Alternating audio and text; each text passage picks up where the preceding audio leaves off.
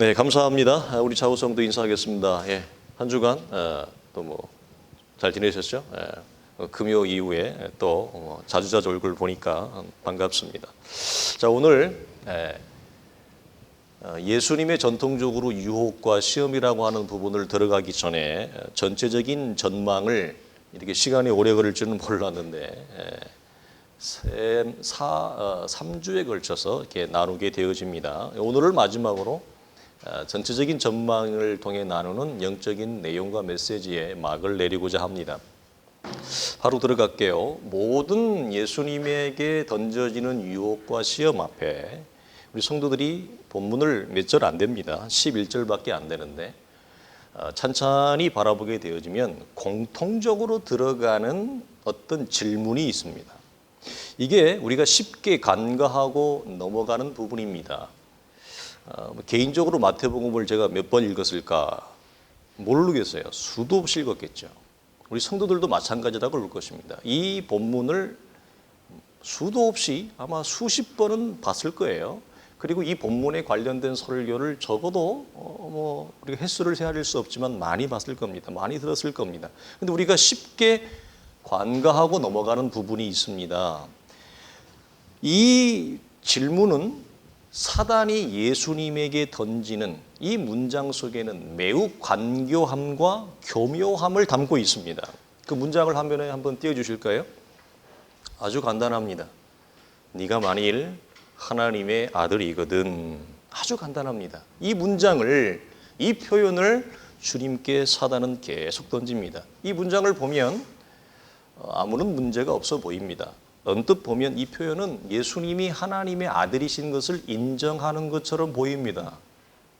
사단의 교묘함이 들어있어요. 그러나 역설적이게도 이 짧은 표현 안에, 이 표현 속을 담긴 사단의 교묘함은 이것을 가지고 예수님을 공격하는 무기로 사용합니다. 여러분, 왜 사단이 모든 유혹 앞에 이 문장과 질문을 던질까요?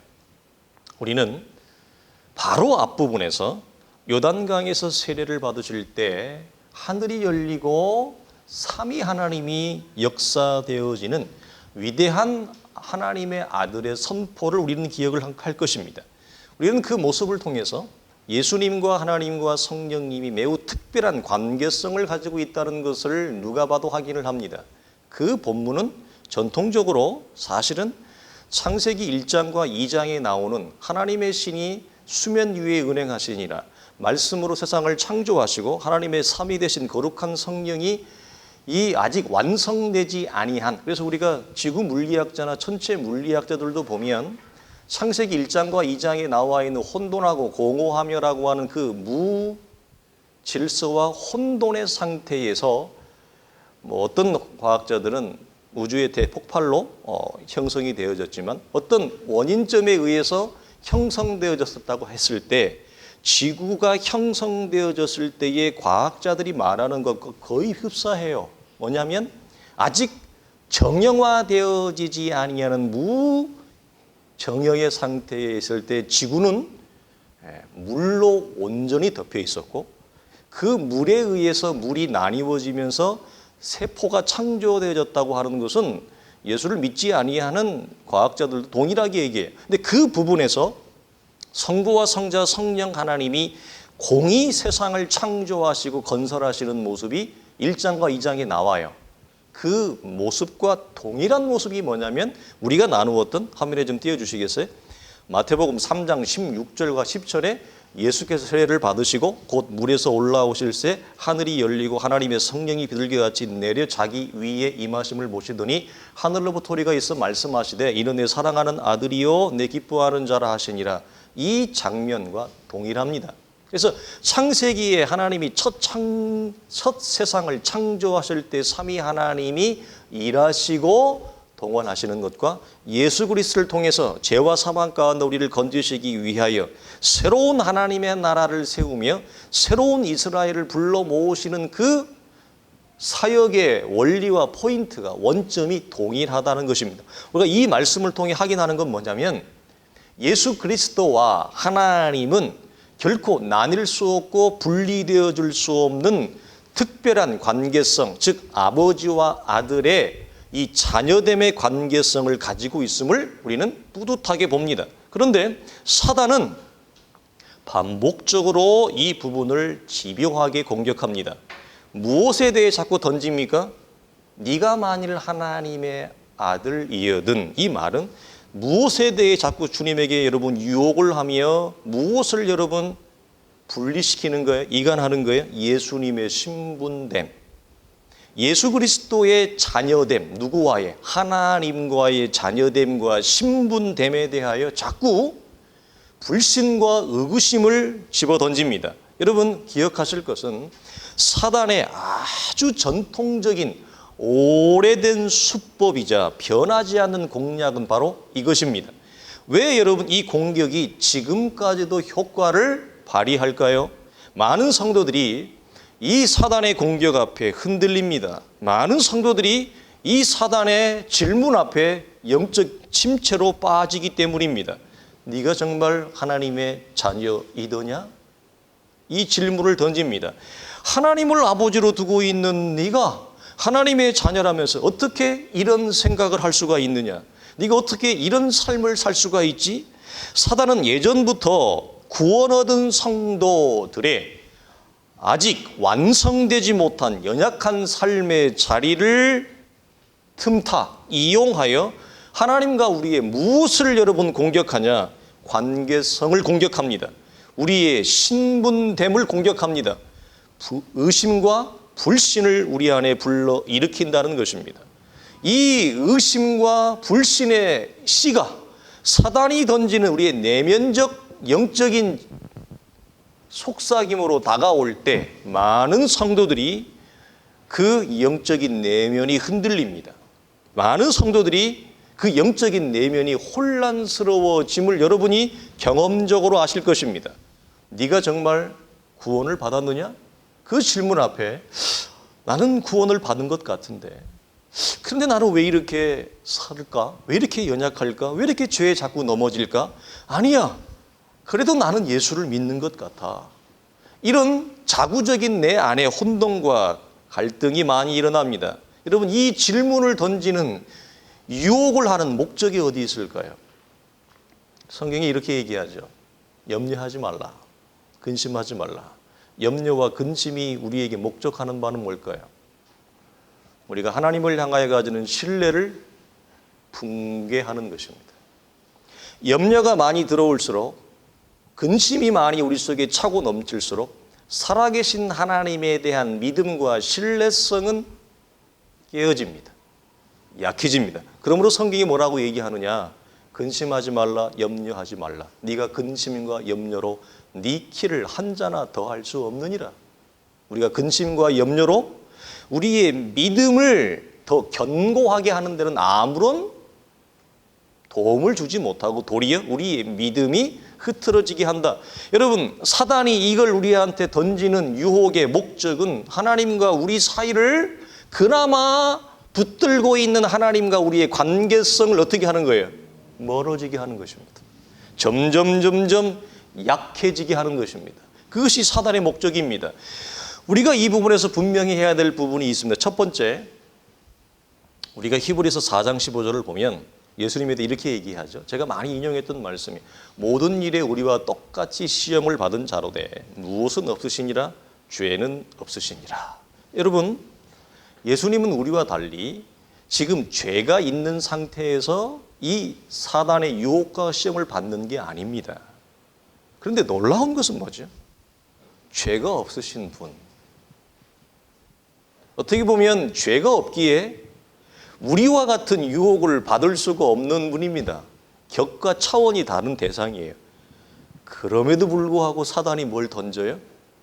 예수님을 향하여 유혹의 화살을 던진다는 것. 이게 놀라운 것입니다.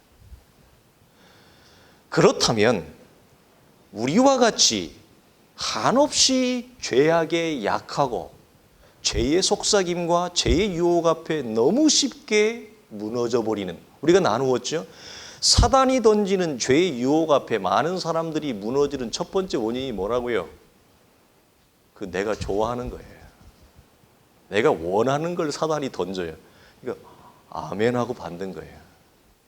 그래서 여러 별명을 하지만 실상은 내 마음에 내가 실제로 해서 이런 표현, 내가 원하는 거, 내가 정말 소망했던, 그래서 I want, desire 그래요. 내가 원했던 걸 사단이 딱 던져요. 그러니까 이건 너무 좋은 겁니다. 그래서 문을 탁 던지자마자 1초의 망설임도 없이 그 유혹의 문을 열어버리는 것입니다. 동시에 시험에 빠져든다 그랬습니다. 여러분, 하물며 죄가 있는 우리는 오죽하겠느냐라고 하는 것입니다. 두 번째로 우리에게 좀 힘이 되어지는 것, 이 땅에서는 어떤 성도라도, 구원이 들어온 성도라도 삶의 연약함에서 온전히 자유할 수 있는 성도는 한 사람도 없습니다. 그래서 우리는 대한예수교 장로교회가 갖는 성경적 신앙 고백은 뭐냐? 우리는 이 땅에서 육체를 가지고 있는 동안에는 이걸 완전 성화라 그래요. 죄가 전혀 우리를 주장하지 못하고, 죄가 우리를 전혀 틈타지 못하고, 죄에게 결코 굴복하지 않는 육체를 가지고 있는 동안에 완전한 성화가 이 땅 가운데서는 이루어지지 않고, 우리가 아버지의 나라에 이를 때 우리는 비로소 죄가 가진 모든 구속과 속박에서 자유하게 되어진다 라고 하는 것입니다. 자, 여러분, 로마서 7장 24절 화면에 좀 보여주면 우리와 견줄 수 없는 위대한 하나님의 사람이 이런 고백을 해요. 내 속사람으로는 하나님의 법을 즐거워하되 내 지체 속에 다른 한 법이 내 마음의 법과 싸워 내 지체 속에 있는 죄의 법으로 나를 사로잡는 것을 보는도다. 오라, 나는 곤고한 사람이로다. 이걸 다른 말로 하면 우리가 마태복음 5장에 나오는 심령이 가난한 자를 할 때 여기다가 나는 가난한 사람이로다를 집어넣어도 돼요. 성경이 말하는 가난함의 고백은 저 자리에 들어간 사람들이 하는 가난함의 고백이에요. 동산이나 부동산이나 경제력을 얘기하지 않아요. 나는 곤고한 사람이로다. 예수를 믿었음에도 불구하고 죄와 사망에서 자유하지 못하고 이 삶의 연약함에서 내가 제대로 힘을 펴지 못하는 인생이 가지는 그 바닥을 보는 자, 그 바닥 위에 서 있는 자가 뭐냐? 나는 곤고한 가난한 사람이로다. 사도가 이런 고백을 했다면 우리는 말할 것이 없습니다. 자신의 모든 생명을 복음을 위해 드리기를 두려워하지 않았어요. 사도행전을 보면 뭐라고 얘기하죠?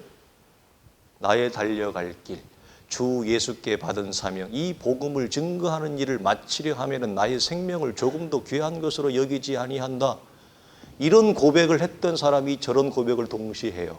그렇다면 우리는 말할 것이 없다.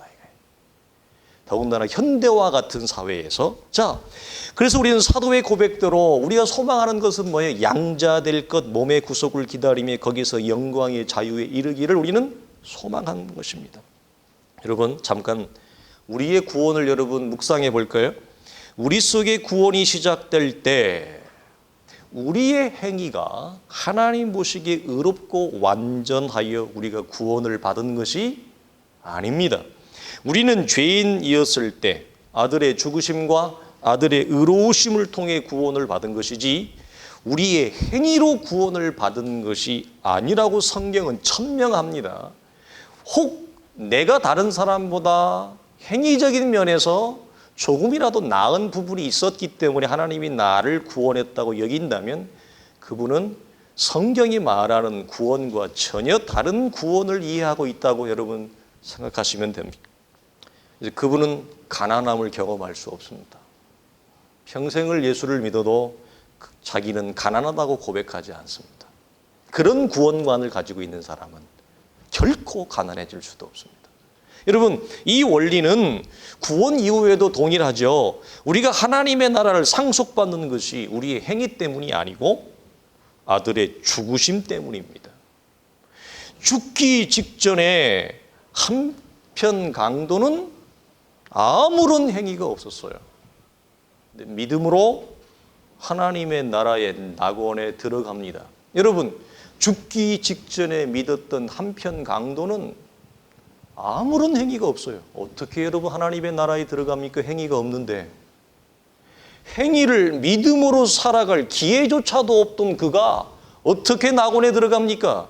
우리가 구원을 받은 것과 우리가 하나님의 나라에 들어가는 것이 율법의 행위에 있지 아니하고 아들의 죽으심과 의로움을 통해 주어지는 믿음에 있다라고 하는 것을 성경은 대천명한다는 거예요. 그래서 이 부분에서 우리 성도들이 성경을 잘못 이해해서 혹 어떤 분은 늘 자신의 연약한 삶을 하나님 앞에 변명하는 구절로 삼지 말고 이런 몸부림이 있는 사람은 거기까지도 가지 않습니다. 자, 우리 로마서 3장 볼까요? 화면에 띄워지면 이런 말씀이 있어요. 잘 읽으시면서 고백해 보겠습니다. 다 같이 읽습니다. 시작. 모든 사람이 죄를 범하였음에 하나님의 영광이 이르지 못하더니 그리스도 예수 안에 있는 성령으로 말미암아 하나님의 은혜로 값없이 의롭다 하심을 얻은 자 되었느니라. 이 예수를 하나님이 그의 피로써 믿음으로 말미암은 화목제물로 세우셨으니 이는 하나님께서 길이 참으시는 중에 전에 지은 죄를 관과하심으로 자기의 의로우심을 나타내려 하심이니 곧 이때에 자기의 의로우심을 나타내서 자기도 의로우시며 또한 예수 믿는 자를 의롭다 하리 하심이라. 그런즉 자랑할 때가 어디 있느뇨? 무슨 법으로냐? 행위로냐? 아니라 오직 믿음의 법으로니라. 그러므로 사람이 의롭다 하심을 얻는 것은 율법의 행위에 있지 않고 믿음으로 되는 줄 우리가 인정하노라. 아멘. 우리 안에 율법적 행위. 그래서 우리가 이걸 어설프게 자신 속에 일어난 구원의 출발점과 시작점을 성경적으로 어설프게 이해하고 있거나 잘 정돈하고 있지 못할 때 나오는 부작용 가운데 하나가 뭐냐면 자꾸 삶을 얘기해요. 집사가 돼가지고 그것밖에 못 살아. 근데 그 산다는 게 뭐냐? 신앙적으로 우리의 삶의 실제적인 현장에서 믿음과 말씀의 거룩한 도를 지키고 살아가는 그걸 얘기하는 게 아니라 집사가 돼서 권사가 돼서 장로가 돼서 교회 일에 그 정도밖에 못해. 그걸 행위로 연결해요. 이게 말도 안 되는 거예요. 교회 일에 예배도 못 나와. 헌금도 못해. 성경이 말하는 행위와 삶은 주일 예배를 못 드려, 수요 기도회도 못 나와, 새벽 기도회도 못 나와, 선교하는데 선교 헌금도 못해. 이걸 얘기하지 않습니다. 성경이 말하는 행위와 삶은 교회 안에서 공동체가 바라보는 외형적 행위에 참여를 얘기하는 것이 아닙니다. 우리가 지난주 나누었죠. 성경이 말하는 말씀의 의도를 우리 시대는 왜곡하여 곡해하여 전한다. 그 성도들을 코를 끼우는 거예요. 왜? 실제로 예배를 못 나오거든, 자기가. 실제로 그만큼 헌금을 못 하거든. 실제로 자기가 그렇게 기도 생활을 못 하거든. 실제로 자기가 그렇게 전도 생활을 못 하거든. 늘 그걸 가지고 코를 끼워서 성도들에게 영적인 자긍심을 주게. 마치 저는 이게 우리가 지금 이 내용을 나누고 있습니다만 이건 성령이 우리에게 도전하는 게 아니라 마귀가 우리를 유혹하고 시험에 드는 원리와 전혀 다르지 않습니다. 그래서 늘 영적으로 하나님의 교회, 하나님의 일이라고 하는 부분을 그 부분으로 링크시켜서 성도들은 거기에서 자유하지 못하고 길을 피지 못한다. 내가 믿는 하나님, 내가 섬기는 교회 안에서의 영적인 가벼움이 없어요. 늘 자기가 하나님의 교회를 어떤 일을 함에 있어서 그 부분에 충분히 자기가 헌신하고 있지 못한다는 것으로 인해서 영적인 짐이 있고 영적인 무거움이 있어요. 가벼움과 자유함이 있는 게 아니라. 이게 말도 안 되는 거예요. 복음은 그런 것이 아니다라고 하는 것입니다. 여러분, 연약하지만 우리에게는 이런 견고한 말씀이 있음을 확인합니다. 이 말씀 위에 성도는 자로나 우로나 치우치지 아니할 힘을 우리는 받고 가집니다.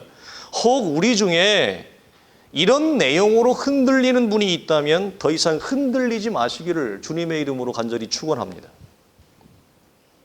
우리가 여러분 그의 나라에 갔을 때 턱걸이를 예를 들어서 100개를 해야 되는데 100개 한 사람까지만 받는 거예요. 99개부터는 이제 지옥으로 가는 거예요. 내 믿음의 행위가, 내 율법의 행위가 하나님이 보시기에 100이라고 하는 설정과 기준을 만족시키지 못하는 모든 사람들은 70이 됐든지 80이 됐든지 99가 됐든지 100이 넘어가야 되지 못하는 모든 사람들은 하나님의 나라를 상속받지 못한다면 그게 무슨 복음이요? 그게 무슨 기독교의 신앙이겠습니까? 바울이 그걸 우리에게 얘기하는, 우리는 그리스도 안에 우리가 하나님 허락하신 구원의 역사와 믿음이 시작되어졌다면 내가 턱걸이를 한 개도 못해도 주의 나라를 들어갑니다. 할렐루야. 한편 강도는 아무런 행위를 할 기회조차 없었어요. 그런 턱걸이를 하나도 할 시간도 없었어요. 근데 어떻게 주와 함께 낙원에 있습니까? 이런 부분에서 자유하십시오. 그러면서 이런 내용이 우리 안에 신앙적으로 두껍게 채워져 갈 때 우리 안에 어떤 힘이 생길까요? 거룩한 말씀의 도를 따라가면 턱걸이를 100개 할 영적인 자양분과 성장과 힘이 우리 안에 생겨나는 것입니다. 안 그렇겠습니까? 앞의 원리를 성경적으로 충분히 깊이 있게 이해하며 두껍게 만들지 못하고 교회에서나 내 자신이 나는 턱걸이를 100개를 못해, 그러니 나는 아닌가 봐 라고 하는 식은 매우 잘못된 것이다. 이건 마치 사단이 공격하는 것 같은 것이다. 자, 그러면 이런 삶의 연약함에도 불구하고 하나님과의 관계성, 신분의 문제가 흔들림 없이 견고해지는 축복을 우리는 받았습니다. 성경적 이해를 통해서. 그렇다면 여러분, 이제 우리는 더 이상 사단의 유혹에서 어렵지 않고 자유로워질까? 사단의 유혹이 사라질까라고 하는 것을 여러분 한번 생각해 보십시오. 본문을 보면 마귀는 이 문제에서 전혀 흔들림이 없는 예수 그리스도의 모습을 보고 유혹을 그치지 않고 더 교묘하게 예수님에게 다가갑니다. 이제는 견고해진 그 관계성과 신분을 이용하여 예수님을 유혹합니다. 이게 사단이 유혹이 갖는 여러분 끈질김이고 말할 수 없는 교묘함과 잔혹함이에요. 이쯤 되어지면 이렇게 견고하니 덤비지 않아야 되는데 그럼에도 불구하고 또 다른 틈을 타서 예수님을 유혹합니다. 그 유혹의 방법이 뭐냐? 예수님이 그렇게 흔들리지 않고 가지고 있는 그 관계성, 아들됨, 신분됨을 이용하여 예수님을 유혹한다는 거예요. 이건 여러분 정말 고차원적인 거예요. 이렇게 공격할 줄은 상상할 수가 없어요. 여러분, 사단은 그래, 알겠다. 네가 하나님의 아들됨에 그렇게 견고하구나. 너는 구원 얻음에 분명하구나. 너는 하나님의 자녀됨이 너무너무 확실하거나 좋다. 그러면 그 아들의 신분과 관계성을 이용하여 예수에게 뭐라고 속삭이느냐? 네가 하나님의 아들인데. 그래, 맞다. 너 그렇게 그걸 자긍하잖아. 너 구원 얻음에 흔들림이 없잖아. 그래, 너 똑똑하고 대단하구나. 잘 됐구나. 그래, 네가 하나님의 아들이니 독을 떡으로 한번 만들어봐. 만들 수 있지 않아? 너는 그걸 자랑하잖아. 네가 하나님의 아들이라고 하는 것을. 너는 능력이 있잖아. 돌을 떡으로 만들어봐. 왜? 두 번째, 네가 하나님의 아들인데 성전 꼭대기에서 떨어져 봐. 설마 하나님의 아들인데 죽겠어? 천사들을 하나님이 보내서 네 발을 붙잡지 않겠니? 사단의 유혹은 여러분 교묘합니다. 끝이 없습니다. 세 번째, 네가 하나님의 아들인데 너 이미 구원 받았는데 말씀 한번 어떻게 좀 불순종하고 버린다고 어떻게 되겠어? 이렇게 유혹합니다. 여러분, 이렇게 유혹하는 목적은 하나님의 뜻을 거스르게 하는 것입니다. 우리의 삶에서. 하나님의 뜻을 자꾸 반복해서 불순종하게 하는 것입니다. 그래서 뭐 하느냐? 네가 원하는 삶을 살아. 예수여, 네가 원하는 삶을 살아. 그렇게 살지 말고 자신이 원하는 것을 추구하며 살아가도록 합니다. 즉 하나님이 원하는 삶이 아니라 내가 원하는 삶을 살아가게 해요. 구원이 우리 속에 시작되었다 할지라도 또 후반전을 이렇게 강타하는 것입니다. 여러분, 이런 식으로 우리가 표현을 할까요? 구원 얻은 신분과 관계성을 사단은 우리에게 이용하여, 자, 너는 구원 받았다면서 십자가에서 예수님이 하늘에 속한 모든 걸 다 너에게 주었다면서, 야, 근데 너는 아직도 이렇게 형편이 어렵니?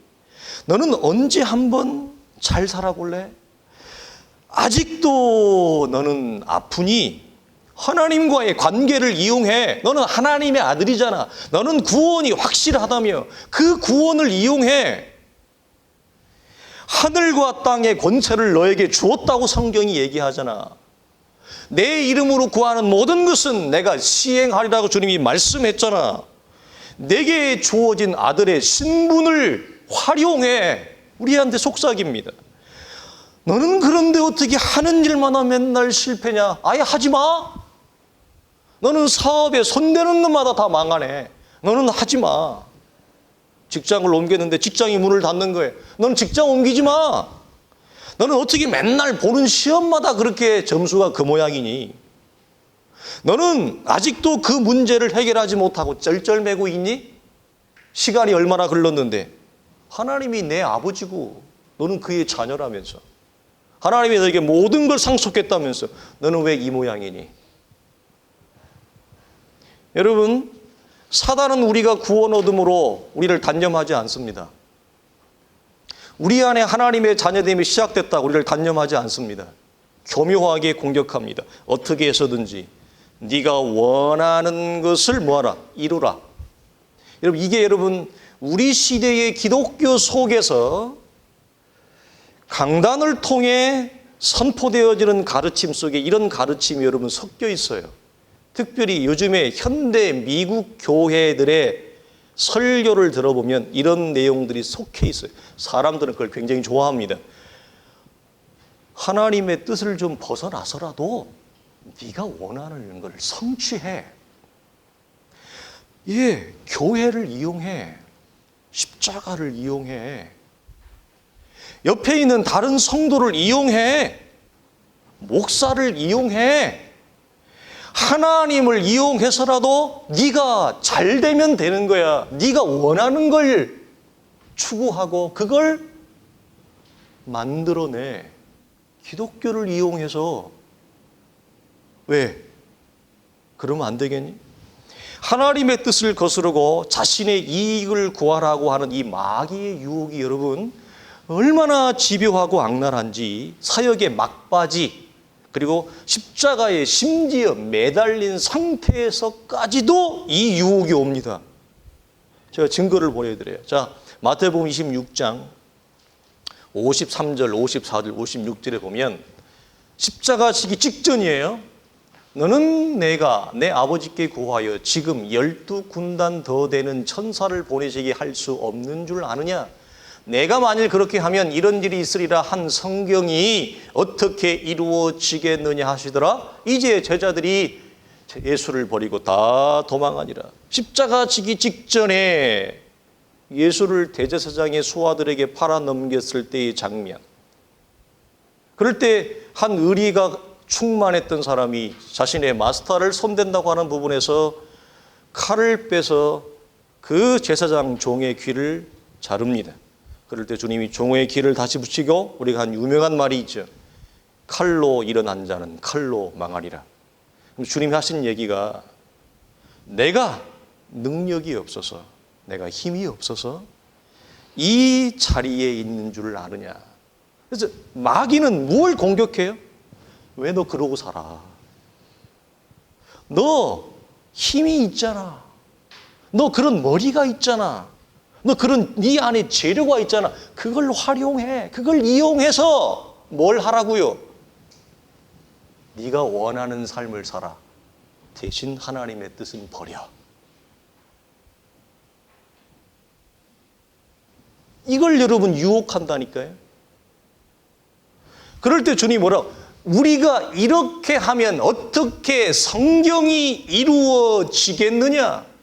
마태복음 3장 바로 앞편에서 세례 요한이 예수님께 뭐라고 했어요? 내가 어떻게 당신에게 세례를 받습니까? 내가 당신의 세례를 줘야 되는데 내가 어떻게 받습니까? 이 질문 앞에 주님이 뭐라고 얘기하시죠? 우리가 이렇게 하여 무엇을 이루는 것이? 하나님의 의를 이루는 것이 합당하도다. 하나님의 의와 뜻을 이루기 위해서 주님이 자신의 능력을 활용하지 않습니다. 자신에게 주어진 고유한 특권을 꺼내지 않습니다. 근데 그렇게 했는데 하나님의 뜻을 이루기 위해서 주님이 그 죽음의 자리에 들어갔는데 재미있는 건 뭐죠? 그러면 역사가 일어나야 되는데 제자들이 다 도망가 버렸어. 제자들이 다 도망가.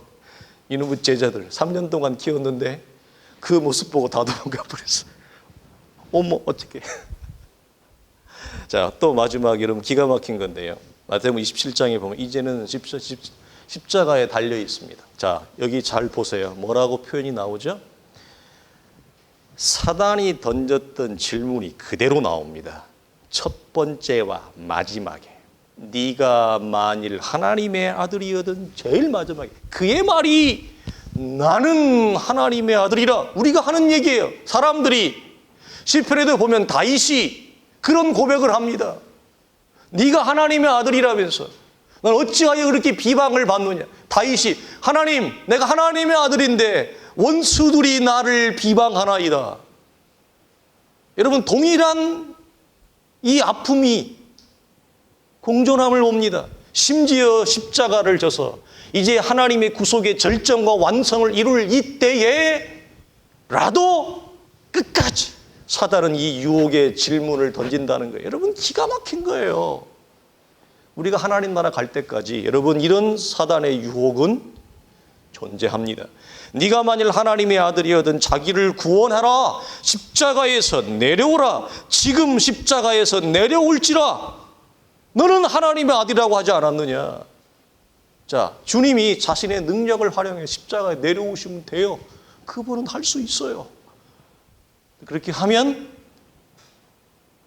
하나님의 구원의 역사는 물거품이 되고 맙니다. 우리가 하나님의 교회에서 특히 우리같이 새롭게 시작되어지는 신생교회에서 가져야 될 성도들의 좋은 영적인 안목 중에 하나가 이 부분이에요. 하나님의 교회를 이루기 위하여 하나님의 교회를 세우기 위하여 세움과 이룸을 방해하고 저지하며 딜레이시키는 유혹이 무엇이 있나? 잘 분별하셔야 됩니다. 여러분 주 안에서 우리는 하나님의 교회로 부르심을 받았습니다. 사랑하는 성도들이 기억하십시오. 마귀의 이런 유혹은 지금도 동일하다.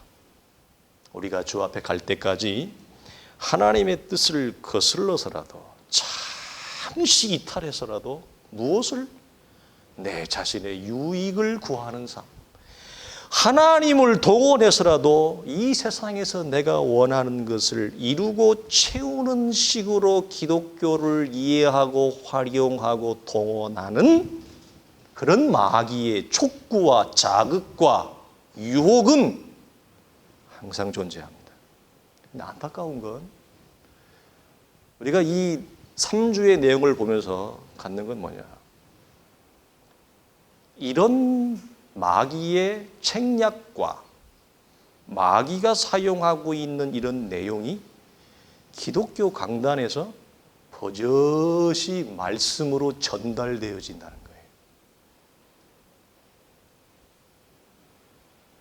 다니엘서에 보면 저 멸망에 가증한 것들이 서지 못하는 것에 선 것을 보거든 너희는 그 시대에 징조가 임함을 알라. 우리가 잘 아는 말씀이에요. 저 불법의 사람이, 마태복음 24장에도 저 불법의 사람들이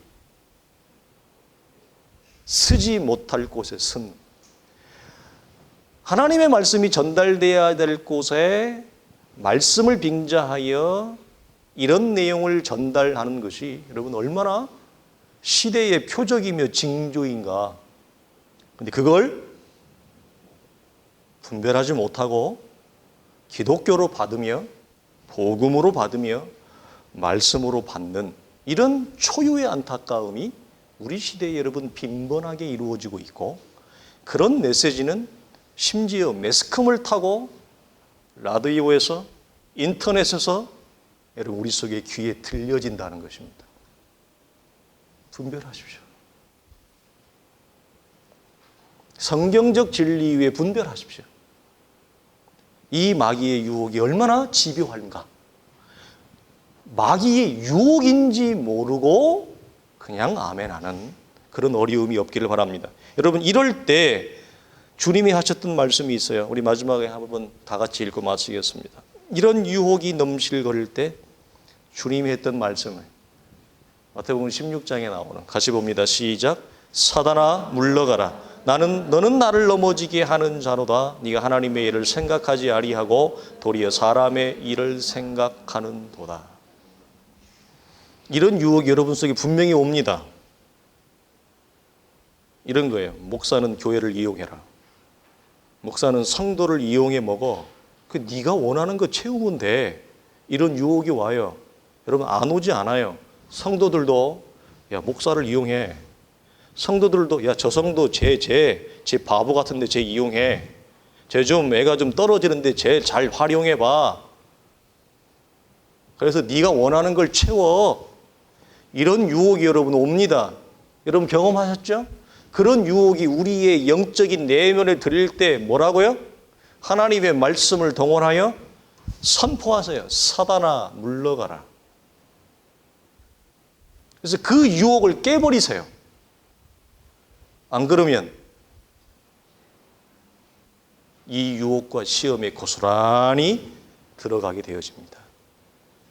주 안에서 이런 은혜를 경험하기를 주님의 이름으로 간절히 축원합니다. 기도하겠습니다. 하나님 아버지 감사합니다.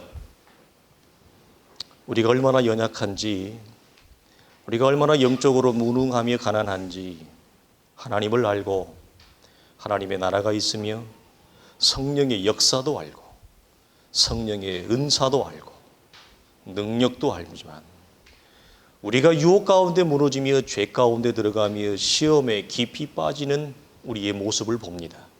하나님 우리가 얼마나 가난한지요. 하나님 우리가 얼마나 곤고한지요. 하나님 구원이 우리 속에 일어나기 전에도 죄와 사망에서 건지실 분은 주님밖에 없으셨고, 우리가 구원이 일어났지만 이 연약함에서 건져낼 분은 주님밖에 없음을 고백합니다. 주여, 하나님의 교회를 세우실 분도 주님이십니다. 성도들의 신앙을 세우실 분도 주님이십니다. 아버지, 우리가 주의 교회를 섬기어 갈 때 모든 성도들이 하나님 앞에 가난함을 고백하게 하여 주시옵소서. 우리가 하나님 앞에 얼마나 공고한 인생인지를 고백하게 하여 주시옵소서. 거기로부터 시온의 대로가 열려 구원의 역사를 경험하는 온 공동체와 사랑하는 온 성도들의 영혼의 구원이 되어지도록 우리 하나님 축복하여 주시옵소서. 우리 주 예수님의 이름으로 간절히 기도하옵나이다. 아멘.